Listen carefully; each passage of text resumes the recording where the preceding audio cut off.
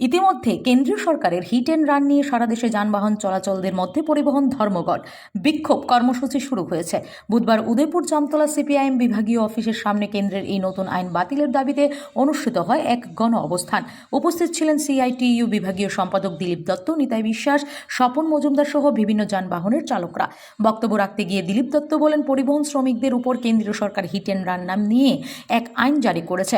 এই আইনে কোনো চালক যদি গাড়ি চালাতে গিয়ে যদি দুর্ঘটনার পড়ে তবে সেই চালককে 10 লক্ষ টাকার সঙ্গে জেল হবে। এই আইন শ্রমিক বিরোধী।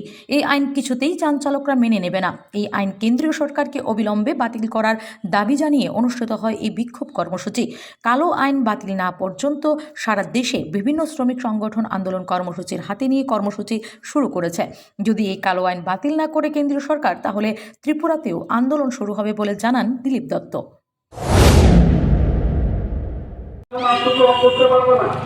তাদের অপরাধ কি ছিল?